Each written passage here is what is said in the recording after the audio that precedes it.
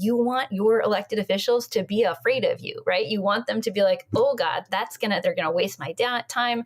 They're going to pull my time away. They're going to get a bad story in the paper. I'm going to have like 6 different meetings because of that action that they did that got the attention of this other group. You want to it depends, right? Some of them are our friends and we want to cheer them on and help them and make their lives easier. Some of them are not our friends and we want to make sure that they have to spend a ton of time worrying about us instead of coming up with their next plan to do something bad, right? Because an hour that they spend distracted by us, by something that we've put in motion, is an hour that they are not able to spend moving their next terrible plan to hurt people.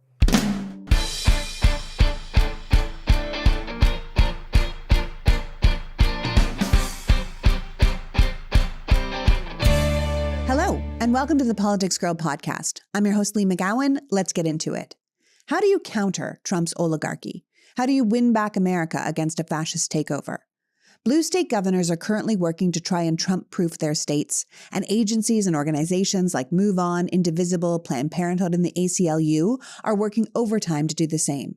In fact, independent and progressive groups across the country are seeing huge new numbers of subscribers and supporters post-election.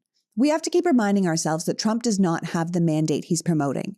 If 100,000 people in Pennsylvania, Michigan, and Wisconsin had voted Democrat instead of Republican, or if more people had just come out to vote, we would have a completely different country right now. But now we face an incredible uphill battle. However, instead of seeing where we are as a defeat, I believe we are better served if we see it as an opportunity. As Tom Hartman said, America itself was birthed in resistance. We have a tradition of fighting oppression and top-down rule.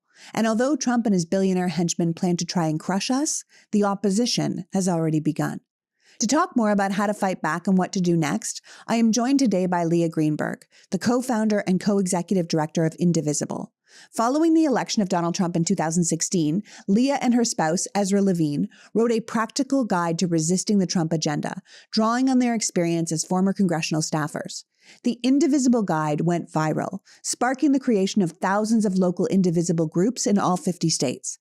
Leah is now at the national level, dedicated to supporting and empowering the Indivisible movement in progressive advocacy, elections, and grassroots organizing. Though Indivisible was founded in response to Trump's first election, the organization recognizes that Trump is just a symptom of a sick democracy, not the cause, and it's going to be up to all of us to help make the country better. So without further ado, please welcome my guest, human trafficking policy advocate, former congressional staffer, and co-founder of Indivisible, Leah Greenberg. Welcome, Leah. So great to be here. Thank you.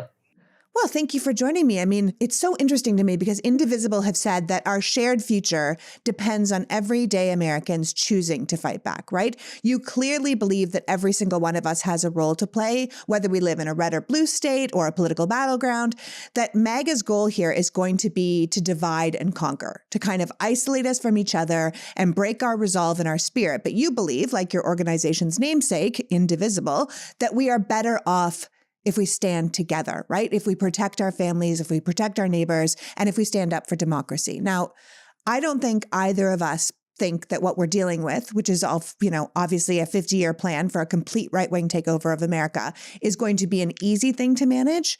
But I know that you guys have a plan at Indivisible. So tell me a little bit about your plan or the way you look at the problems going forward. Absolutely. Well, our plan is really rooted in a power analysis of American society, where power is distributed, how it works, what power we can collectively tap into as regular people all over the country. And the whole founding idea of Indivisible was really that, there's a lot of mysticism about government. There's a lot of it's a black box. I don't know how it works. I don't know what to do. That makes it hard for regular people to figure out what can they actually change? What is their power? And so what we wanted to do collectively was demystify. This is how your elected officials work. This is what they care about. This is what they don't care about. This is how you organize locally to put pressure on them to do the things that you want them to do or not do the things that you don't want them to do, right? So that's just the very founding idea. It's not rocket science. It's not even necessarily super secret information, but it is about taking the things that they are responsive to and pulling them together into a strategy. Now, in this moment right now, Donald Trump thinks that he can govern as a dictator. He wants to govern as a dictator. He's made clear that is his intention. That is not actually how power is distributed in American society, right? We are in a federal system. You have state and local and federal representatives. depending on where you are, some of those people may be more or less responsive to you, maybe more or less poised to step up and fight back. Some of those people might be themselves facing tough re-elections, either Republican or Democratic. That's going to govern some of how they interact with you. You actually have an enormous amount of power wherever you are to pull the levers that are available to you. And if we all collectively do that, right? If all of the people in blue states are pushing our federal and our state officials to really stand up to Trump and fight back, if all the folks in swing states are working incredibly hard to protect elections and to ensure that we are able to win in 2026, if all the folks in red states are working to protect their communities, right? Because we know that a lot of the most dangerous and harmful attacks are going to be in red states. Now, we should all be doing that everywhere, but we know that a lot of the tip of the spear really is going to be in red states. If we're all collectively doing our part, we can harness the power that regular Americans have all over the country, and we can collectively push MAGA back. Yeah. No, it's so essential. I think, first of all, starting with how the government works, it's one of the things I put in my own book. Like, it was like, the point was you can't fix something if you don't know how it works. If you tell me like, oh, Lee, the problem with your car is a carburetor, right? And then you're like, oh, that's great. Which one is the carburetor? Like we need to know how it works so we know how to fix it, but also how to work within it. I think that's an incredibly important part. But I think you guys have also pointed out that we kind of face two fundamental problems in this country. First, our democracy was kind of rigged from the start to favor the white and the wealthy, right? And second, over the last few decades, an alliance of kind of white nationalistic and ultra-rich people have been actively working together to further undermine the democracy and cement their hold on power permanently. And they've been incredibly successful at doing it. I mean, if you look at Donald Trump's cabinet right now, I think the collective net worth is $360 billion. And if you look at Joe Biden's cabinet, the collective net worth is like $115 million. Like it's a night and day difference, right? So I would probably even go one step further to say white Christian nationalists, have been trying to take control because you have people like Leonard Leo and Samuel Alito. Those guys are both Opus Dei far-right Christians. But yeah, this is a major problem, right? The game in itself was rigged from the start. So if we're going to be trying to take back power, trying to understand our power, it's also good to know that because the people that are in power now, they had a long-term goal to kind of take back all their toys. And they used Donald Trump as a vehicle to let a lot of billionaires do that, right? So we have to, as the people, and we say, well, that's not us. So who's thinking about us now? No one is thinking about us. So we have to do that for ourselves. And I think that's what you're saying. I mean, red state Americans are really going to have to step up. I saw today, the day we're taping here, that Missouri is now, they put forth a bill to have a cash bounty for people that turn in their illegal immigrant neighbors. This is the kind of stuff that we're going to start seeing. And this is the kind of stuff that we have to fight back on. Now, the idea of indivisible rests on this concept that our opponents depend on dividing us, right? They depend on us not working together. So you've always said that you believe that we have to treat an attack on one of us as an attack on all of us. So we have to keep showing up for each other, particularly, like we're saying, for those who will be facing the worst of it, the worst ideological attacks, which are going to be, like we said, immigrants, people of color, low income people, and now, of course, women, and probably soon to be the LGBTQ community.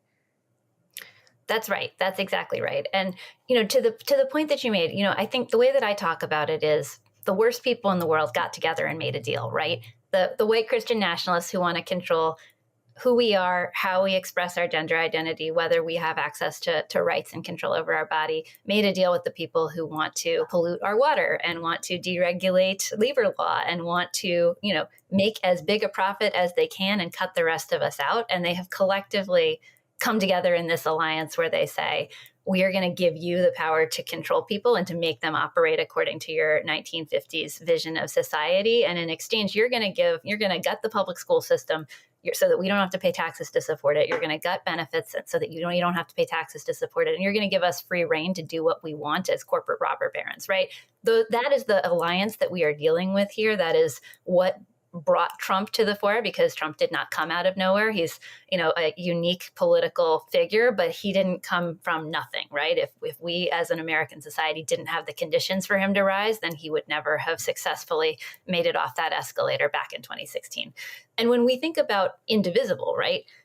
A core part of that strategy, a core part of those worst people strategy has always been these divide and conquer attacks. It has always been the idea that you can point to an undeserving other and say they are the problem. It's not the rich people who are, systematically gutting government in order to make themselves richer who are the problem. It's that undocumented immigrant, right? It is that set of people of color. It is those Black people, right? It is those women who are, getting all these crazy ideas about being empowered, right? It is always a process of trying to distract and divide people and push them to focus on a target that they can kind of harness a real cultural grievance around in order to distract from the fact that they are ultimately trying to take control of the government, to cement control of the government for their small number of mostly white, very wealthy men. When they are successful in doing that, then they hand the proceeds right back over to their cabal. So it's very much about both the morality of standing together, but it is also about the strategy of standing together. Because if we don't insulate ourselves from these attacks on each other,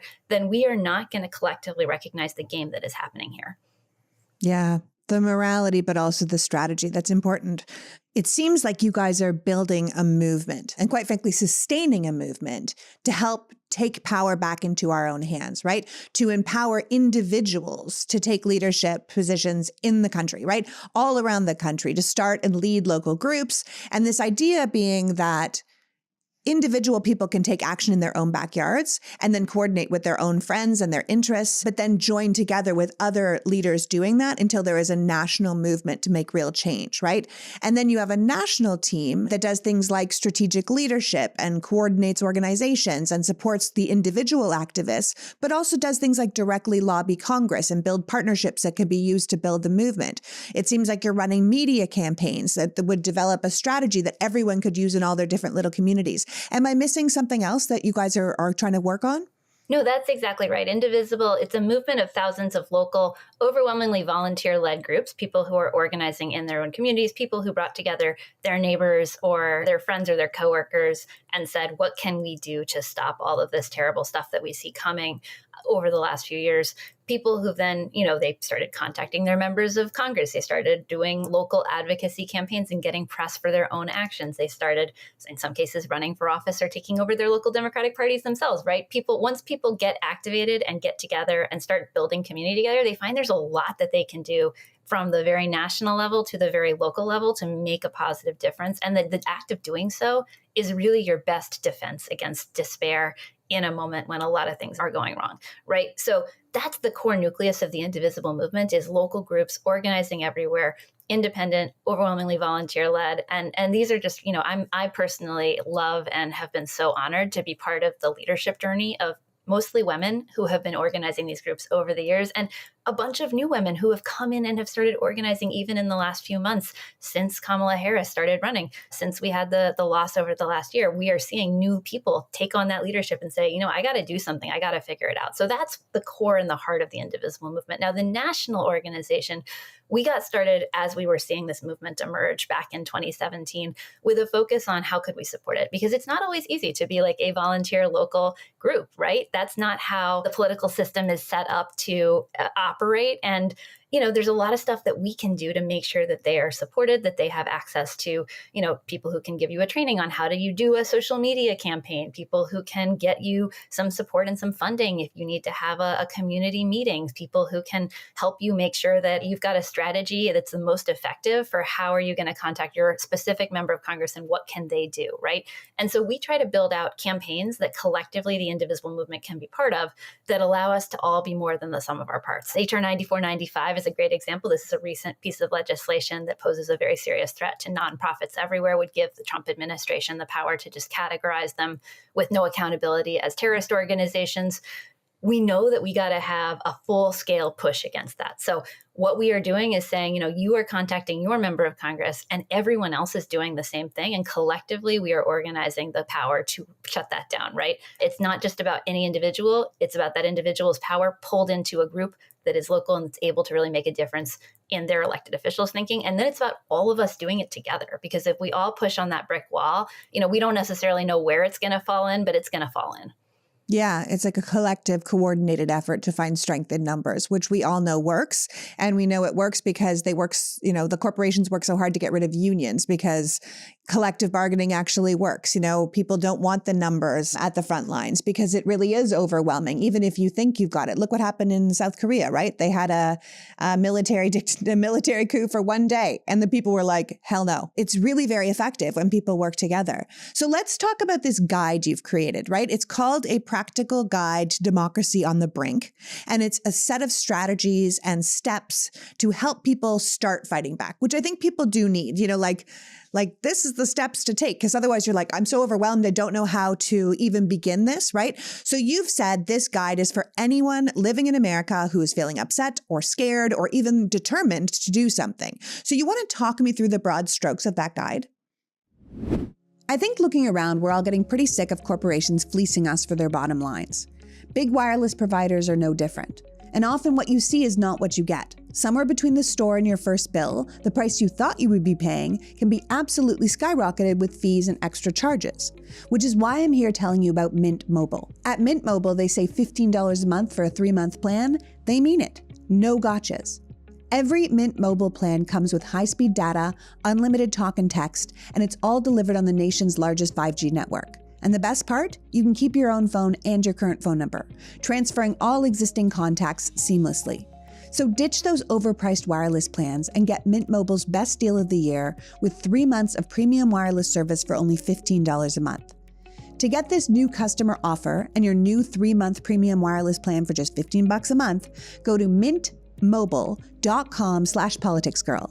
That's mintmobile.com/politicsgirl. Cut your wireless bill to $15 a month at mintmobile.com/politicsgirl. $45 upfront payment required, equivalent to $15 a month. New customers on first 3-month plan only. Slower speeds above 40 gigabytes on unlimited plan. Additional taxes, fees, and restrictions apply. See Mint Mobile for details. I know everything feels more expensive these days. Groceries, gas, even the basics. But if you're in the market for hearing aids, those prices are absolutely wild. That's why I was so happy to find out that MD Hearing was doing the opposite of everyone else. In a world where everything seems to cost more, they have actually cut their prices in half. MD Hearing is changing the game in hearing aids. In fact, they just made their Neo rechargeable digital hearing aid at only $297 a pair. That's over 90% less than the cost of any typical clinic hearing aid. And the Neo fits snugly inside your ear, so it's practically invisible. Plus, MD Hearing recently launched their Neo XS, their smallest hearing aid yet, perfect for those who want something discreet and high quality. MD Hearing was founded by an ENT surgeon who saw countless patients in need of hearing aids but couldn't afford them. He made it his mission to create hearing aids that were not just affordable, but genuinely excellent. And they have succeeded with over 1.9 million hearing aids sold and countless lives improved. And here's the kicker. MD Hearing was recently selected as the hearing aid supplier for top Medicare Advantage plans. That tells you a lot about their quality and trustworthiness of this brand. This holiday season, get the hearing you deserve with MD Hearing. Go to shopmdhearing.com and use the promo code PoliticsGirl to get a pair of hearing aids for just $297. Plus, they're throwing in a free extra charging case, a $100 value, just for listeners of PoliticsGirl. That's shopmdhearing.com, promo code PoliticsGirl, and get a pair of hearing aids for just $297. As someone who shares my opinions online and interacts with the public, I am really aware of how much my personal information is out there. And let me tell you, it's a lot more than you'd think. Your name, address, phone number, and even information about your family. Data brokers are collecting it all, selling it, and profiting from it. And it's unsettling. With politically motivated threats on the rise, it's never been more important to take privacy seriously. Angry, polarized individuals can access personal data for as little as $5. It's all out there. Over 525 pieces of personal information on the average person. That's why protecting your privacy is so essential. Which is why I'm recommending Delete Me. Delete Me is a subscription service that removes your personal info from hundreds of data brokers. Here's how it works. You sign up, tell Delete Me what information you want removed, and their team of experts gets to work. They'll send you regular privacy reports detailing what they found, where they found it, and what they removed. This is not a one-time fix. Delete Me keeps working for you, constantly monitoring and removing your information and keeping it off the internet. Simply put, Delete Me does the heavy lifting to wipe your and your family's personal information from data broker websites. It's like having your own personal privacy guard. Take control of your data and keep your private life private by signing up for Delete Me at a special discount for our listeners. Today, get 20% off your Delete Me plan by texting PoliticsGirl to 64,000. Text PoliticsGirl, one word, to 64,000. That's PoliticsGirl to 64000. Message and data rates may apply. See terms for details. So you've said this guide is for anyone living in America who is feeling upset or scared or even determined to do something. So you want to talk me through the broad strokes of that guide? The core insight is what I said a little earlier, which is Donald Trump wants to be a dictator, but that's not how power works in America. So if we are thoughtful about how power works, where it lies, where we can tap into it, then we can collectively each play a role to block some of the worst that they will do, to create the conditions for elections that will still be functional as of 2026, and to win those elections, which will allow us both to create a check on the national level by taking back the House of Representatives, but also ensure that we're on track to have elections in 2028, because the people who win in 2026 are the people who are going to be running the elections in 2028. So this is a short-term defensive guide, but the basic idea is we are a giant pro-democracy team. We are all going to kind of block and tackle and play our respective roles in this moment to do what we can to hold off harm, to make sure that we are toxifying these folks politically so that we head into 2026 able to really just absolutely stomp them in the midterms. And then after that, we're able to build the power to push them out for good. The basic idea is that we're going to have different roles to play, right? So some of us are in blue states. I hear from people all the time. I heard from people all the time in the first Trump administration. I'm in a blue state. Like, why am I calling Elizabeth Warren again? You know, et cetera, et cetera. The reality is blue states have a really crucial role to play right now for a couple of reasons. The first is at the federal level, Democrats are currently in one of those moments where they're trying to figure out who they are, what they're doing, whether they're going to kind of go along or whether they are going to fight back. And you can see some of them testing the waters for a strategy that looks a lot like just going along with things. We have got to shake them out of that as fast as possible. We need a unified opposition party that is consistently pointing out that these people are up to no good, that they are trying to loot the federal government and take your healthcare and your benefits in order to give them to Elon Musk in the form of giant government contracts, that they are collectively trying to wreak out, chaos, cruelty, and corruption on all of us. We can't do that unless Democrats are united. So the first part is just pushing your Democrats into that opposition posture and away from any of these like little flirtations with the Trump administration. That's one piece. The other is there's been a real sea change in where there is power in this country. In 2017, there were 6 Democratic trifectas. Now there are 15. That is an enormous amount of political power, an enormous amount of economic power, an enormous amount of cultural power that is under the control of blue states with unified governments. And if you are in one of those places, you got to be pushing. You got to be asking your state legislatures and your attorney generals and your governors, what are you doing to protect us? What are you doing to protect other Americans who do not live inside of our state borders and ensure that they have access to the things that we need them to have access to? What are you going to do when Donald Trump sends his goons to do immigration raids in our state? What are you going to do to protect our policies, our progress, to work with other governors to create interstate compacts that protect civil rights, environmental law, labor law? All of these are options, and they're all on the table if we are creative and we organize and we push our elected officials into that oppositional posture that will allow them to really present a meaningful counterweight to the Trump administration at the federal level. The next piece is that if we live in purple states, if we've got either Republican representatives who might be squishy or up for reelection, or if we are in a place where we're going to need to win in 2026 in order to win in 2028, we got to protect the basic conditions of elections, because the election denier movement continues to roll forward at the local level. So we've got to organize locally to fight back against that stuff.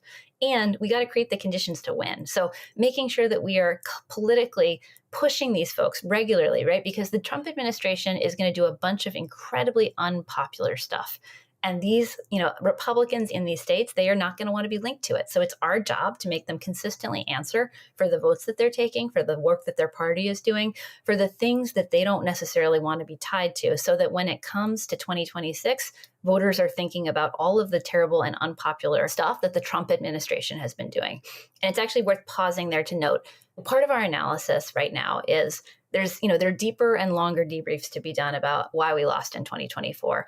I'm not going to get into all that here. I think it makes a lot of sense to wait until you've got the voter file to do a really deep analysis and to, kind of hold on the hot takes. But what's pretty clear is that Donald Trump pulled together a coalition of people who were mad about the status quo, right? People who were frustrated about inflation and rise in prices, people who rejected what was currently happening. Now, that is an inherently politically unstable coalition because as soon as you win, you become the status quo. You become the person who is responsible for all of the corruption and all of the chaos and all of the unpopular stuff.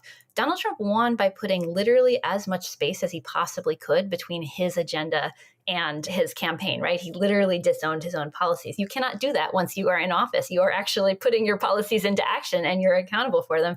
And so is everybody else who's got an R next to their name. So making sure that those people heading into 2026 swing district members of Congress, swing district senators, that those folks are really held responsible for their policies so that we can beat them in 2026. The additional piece that we really want to push everyone everywhere to do is organizing locally to protect people. This is going to look different based on where you are, right? If you are in a red state, you might be facing attacks from your local or from your state level legislature.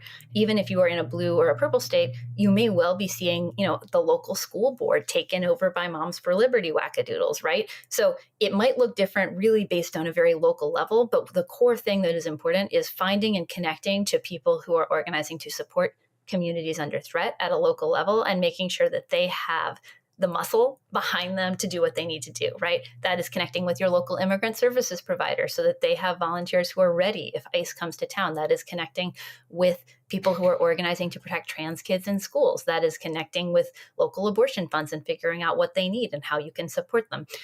Fundamentally, the way that we are going to get through this is by pushing back at every level. But a lot of the most important stuff that you can do that will make a very tangible and immediate difference in people's lives is about organizing locally. Yeah. I mean, I think ultimately we have to keep reminding people that the political power in this country does not all reside at the federal level. Like they really do have a lot of power at the local and state governments. The Republicans have known this for years, right? They acted as obstructionists at the federal level where they had less power while they were busy taking over state legislatures and local offices. I feel like the Democrats have finally caught on to that. You're talking about 6 to, I think you said 13. But we have to build local offices. We have to go for school boards. We have to go for election boards. We have to make sure that we are concentrating on all those things that we can actually control right now while the federal government is doing what the federal government is doing. But also we have to support those elected Democrats at the federal level who are going to need our support. And we need to kind of call out those Republicans who are going to need to be pushed to either find their spine to fight back against something they know is absolutely wrong or will get them out of office. You can see it sort of working already with some of Trump's cabinet picks. Like it really, like public pressure actually does work. We can remind Republicans that they're allowed to break with MAGA, right? The plan is to get through, it seems to me, the plan is to get through these next 2 years with our democracy intact, to break Trump's hold on Congress and make sure that election deniers aren't going to be in charge by 2028, right? And I think that's really, really important because I think a lot of people are like, oh, we're never having elections again. And I know that feeling, but we have like which is why people can't check out now. We have this kind of 2-year window to make sure they can't get their fascist machine up and running, where we're just throwing sand in the gears every single second. We're pushing through locally, pushing through at the state level, and really holding the federal people accountable. I mean, one of the things I read in your guide was that you said you want to break Trump's hold. It comes down to 3 big plays. One is firmly rejecting Project 2025 agenda that the White House is going to push, despite the fact that they pretended they had nothing to do with it, right? So Congress will pass things, but we have to pick fights with them strategically. We have to drive a national backlash against things that people are not going to like, including Republicans are not going to like. Wherever we have Democrats in power, we have to play serious hardball, right? Like really hardball. And you're saying there's these Democrats out here who are sort of testing the waters of being like, can we all work together? And we have to be like, no, none of us are on board for that. Like be obstructionist, be a resistance force. And I do think it's very positive that we're seeing people like AOC look for leadership and Jamie Raskin look for leadership. I would have liked to see different leadership in the Senate, but it is what it is. And then, of course, we have to work to protect our elections and win our elections. There's 30 states having elections in 2025. I mean, people forget next year, there's 30 states having elections, and we have to make sure we win as many of those as possible. Essentially, we do what the Republicans have been doing for years at the state and local level, but we do it without lying to people about what our plans are. That's right. Exactly. Yeah, I think honestly, like it's about protecting and preparing us, right? Like that's what I'm getting out of the guide, right? That things are about to get much worse, right? And they're going to get worse than we expect. And we need to be ready to support anyone who is attacked, but also to support our democracy in general. We should be very clear that authoritarianism is the goal here.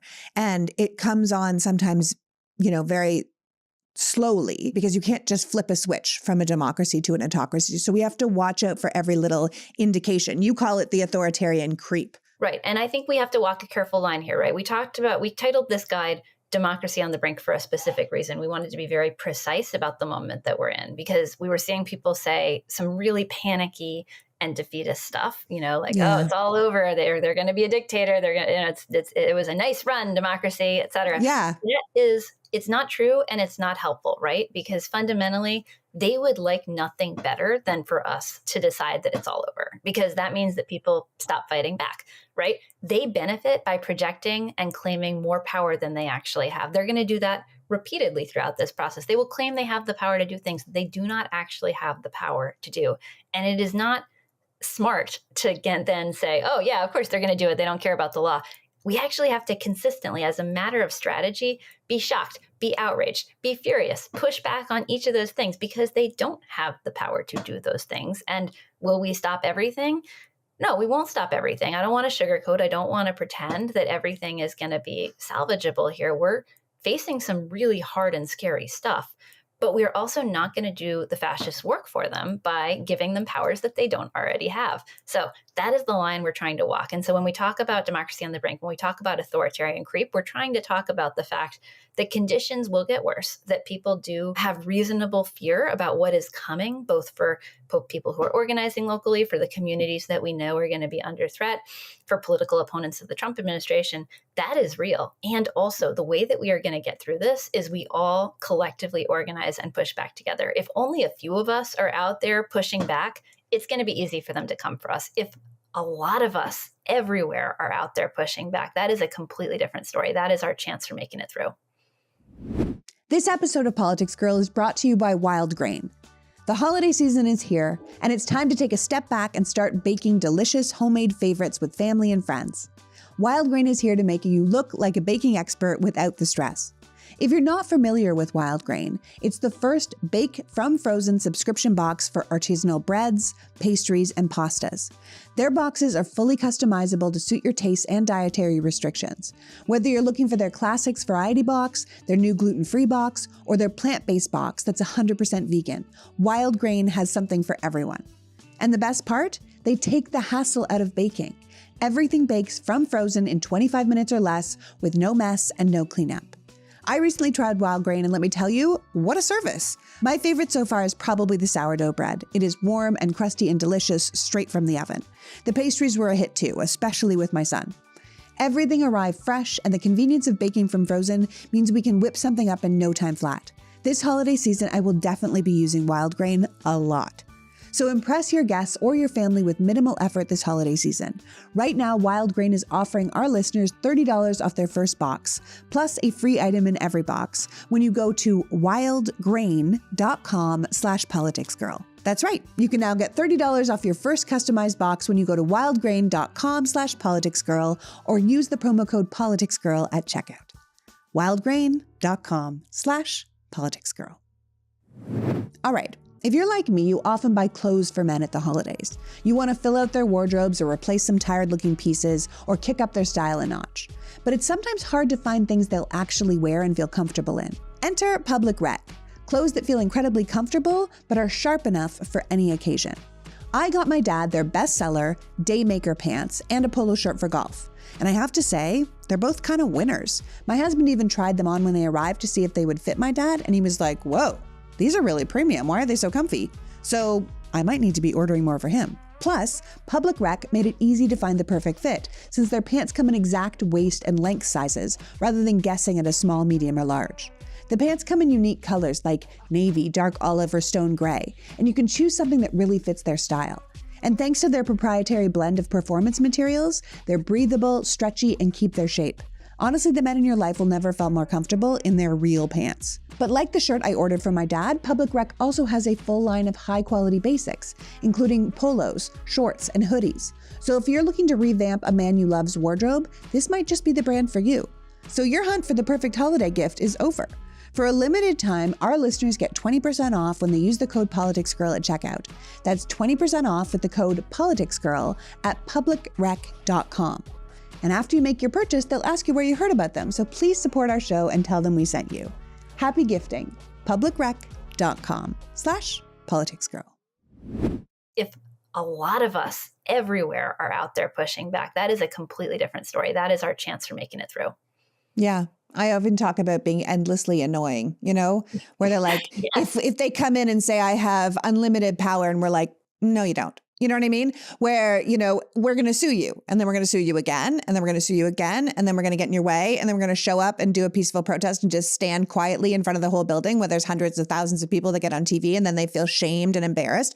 This kind of thing is important. Fascists depend on us believing that we're alone, because alone we're pretty powerless, right? But in organized groups have vast amounts of power. So joining a group and having something to do is really important. I think you said, think of it like a giant national pro-democracy team, right? Some people are going to be on offense. Some people will play defense. If we're all playing on the same team to win the game, even underdogs can win those kind of games, right? And right now, the people are the underdogs.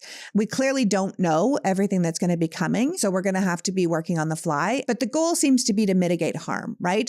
To, as I said, throw sand in the gears, right? To make it harder for them to get this machine up and running, and to make it to 2026 so we can change the balance of power into our favor, and then just work our asses off to just toss them all out in 2028 and be like the saddest attempt at a Russia that they could have ever made, right? Your guide is not going to be telling everyone everything that's going to happen because you can't see the future, right? But it's helping people know where they fit in and what their part could be moving forward. I think one of the most important things for us to remember is that we can't do everything ourselves. So it's probably best to pick something that you really care about, whether that's the environment or women's rights or gay rights or voting rights, and then focus on doing that really well. And then stay in coordination with other groups who are doing that same kind of focused work, but for a different issue, and then stand there to support one another in that work. I think unity and hope is a real killer to this kind of administration coming in.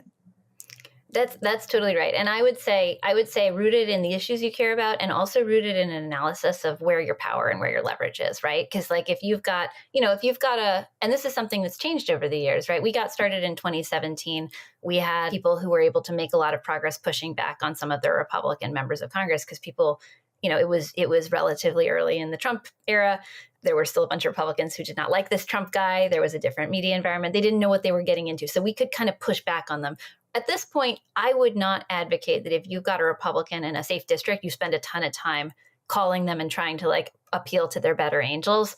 They're locked in. They are not going to move. They are more scared of a primary challenge than they are of you. So, you start by rooting it in analysis of like, okay, well, that avenue is not very useful, but I have a mayor who I need to talk to about his policies as it relates to immigrant deportations, right? So thinking about what can you actually move based on who you are as a constituent and where your leverage is, in addition to the issues that you are most passionate about. And I loved your comment about being annoying for as a core part of the strategy. We actually, a working title for the guide at one point was like how to be a pain in the ass for democracy, because it's actually really important. It is really important. And it's a core part of this is that you want your elected officials to be afraid of you, right? You want them to be like, oh God, they're going to waste my time.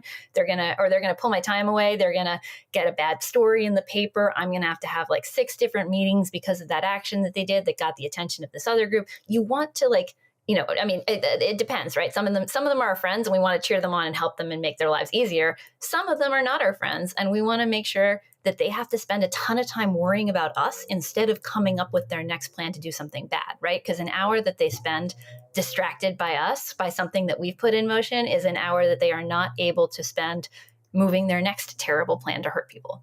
Yeah. And I keep thinking about like, how the Republican Party was taken over by MAGA in the first place, right? It was the Tea Party being incredibly annoying to their own party, right? And then MAGA came in and everyone was afraid of the MAGA base because the MAGA base was so like hardcore for Donald Trump. And then MAGA ended up absorbing the entire Republican Party. So you can't even be a normal, conservative Republican anymore. Otherwise you're a rhino and they're going to primary you, like you said. I think as a, growing up as a well-behaved Canadian WASP, I was a major rule follower, right? And I'm coming into, as they say, my villain era, right? Like we have to embrace being difficult and argumentative and non-compliant, right? We all have to be kind of obstinate teenagers for democracy. I just think that's really, really important. I think that Trump and his MAGA henchmen and the Project 2025 people and the Heritage Foundation and the Federalist Society and all the Christian nationalists, I think they're feeling really vindicated right now. I think they're feeling very emboldened. And I think it's hard to stomach, right? I think it's very hard to see that this is the man we just elected, who we all know is a criminal. I think it's really hard to see the people that he's surrounding himself with. And it's just about blind loyalty, right? They broke all the rules they could the first time. They're going to break even more the second time. And I think it's very hard for people to take because it just feels so antithetical to what we learned growing up, that being good matters and doing the right thing matters and being someone of integrity, it makes a difference, right? You go, well, what are we looking at? It's very upsetting. But I think that you're saying that joining a group, doing something, being in the fight is actually much better for your mental health than putting your head in the sand or being just upset all the time or just checking out. Because ultimately, if you check out, it's only going to get worse. Truly, no joke. So we have to kind of put the parts of the plan in action that make sense to us, because it really will ultimately make us feel better. I mean, you're being very clear that we're not going to mince words. Democracy is in terrible danger, but it is not dead, right? And it is really important that we don't convince ourselves, as you were saying, to give away our power or just fall in line. Because when we do that, then the fight really is lost, right? If you look at Ukraine and their reaction to Russia versus what the Russians now react to Russia, it's like they're just like, well, this is the way it's always been. It's one of the reasons they wanted to destroy America, because we were always this beacon of what democracy could be. And us as a corrupt nation only serves the Russian interests, right? Because they're like, see, all countries are corrupt. No one has real elections. And we have to kind of be more Ukrainian than that. We have to be more fighting back and have more fun while we do it, is what we always say. You and many others have said we have to be clear about this threat, but we can't do the fascist work for them, as you're saying. As Timothy Snyder writes in On Tyranny, don't obey in advance. Exactly. And I think we are seeing some really troubling examples of what obeying in advance looks like across the media, across corporations, across even some of our friends and allies in elected office. What we are seeing is, there's this moment that's happening, right, where people are they're looking left, they're looking right. They're saying, how much danger am I personally in? What do I need to do to not be the person who gets targeted?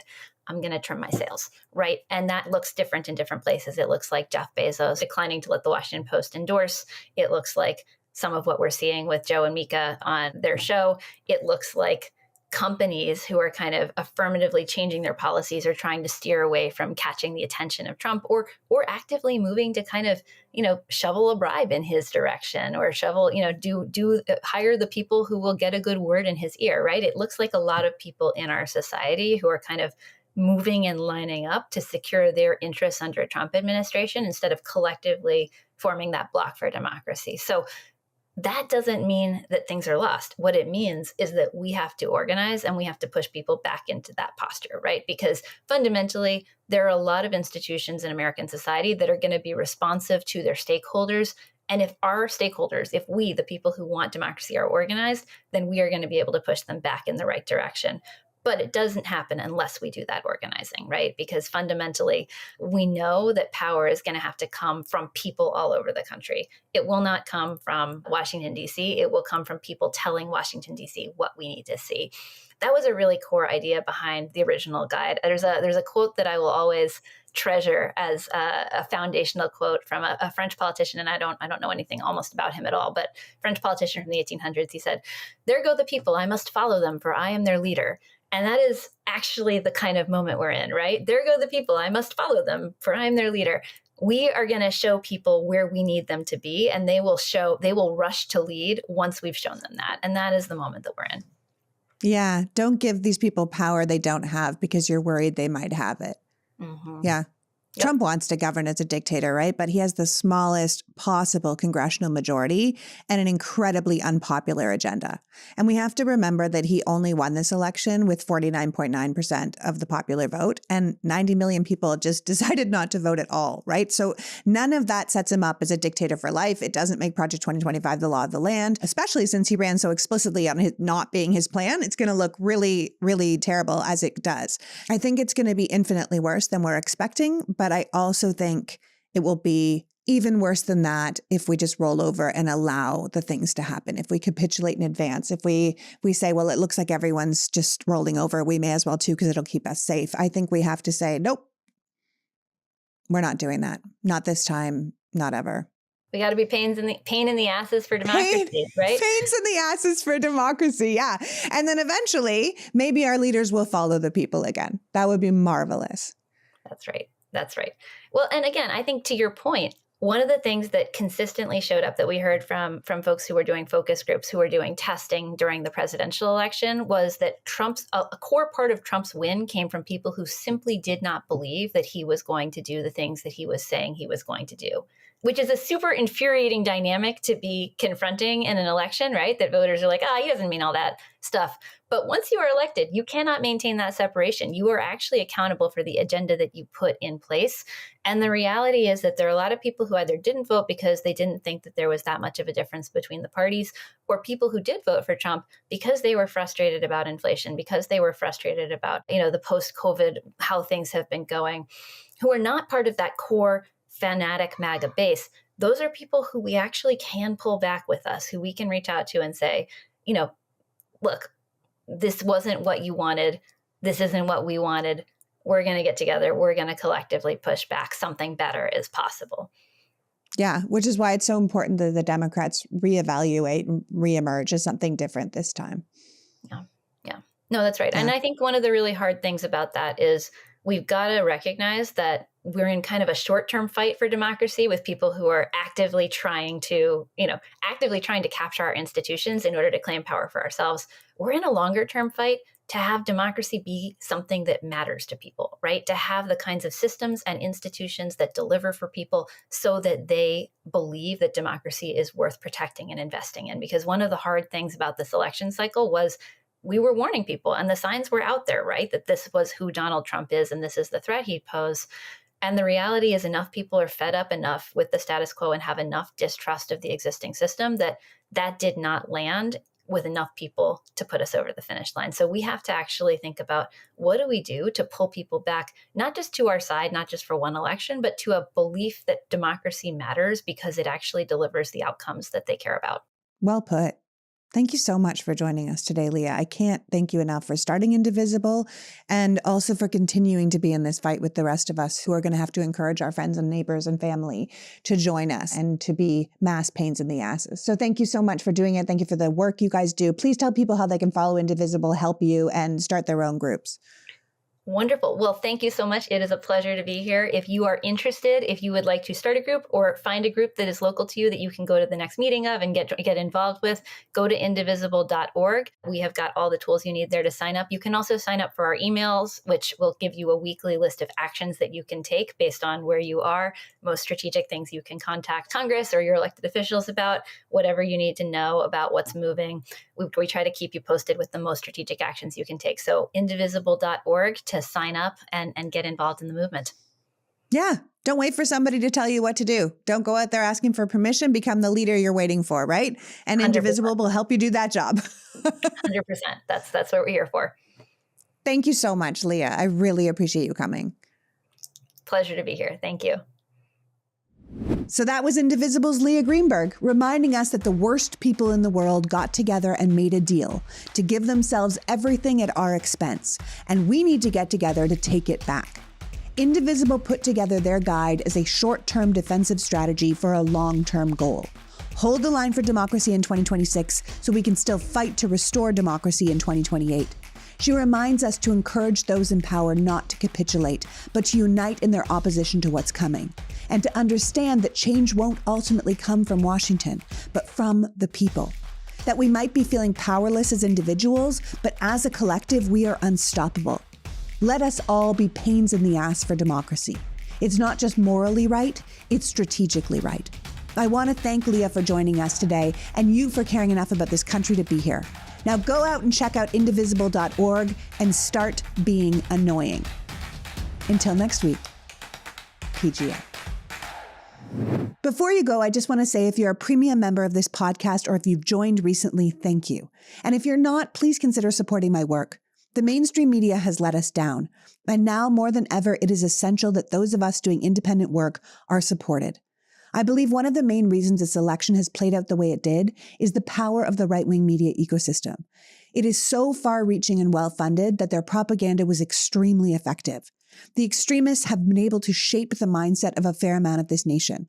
Our side just did not invest in independent voices like we needed to, and we have to fix that. So if you aren't already a premium member, please consider going to PoliticsGirl.com and signing up. I cannot continue to do this work without your help. The beauty of signing up to support me is that you will get this podcast ad-free, along with all of my short rants sent directly to your inbox. So even if my work is silenced on social media, you will still get access to the truth. There is a link to sign up in the bio of this episode, but also at PoliticsGirl.com. Thank you so much for your time and support, and for caring about the truth and what's right in America. The Politics Girl podcast is written and performed by me, Lee McGowan, in partnership with the Midas Media Network, and produced and edited by Happy Warrior Entertainment. All rights reserved.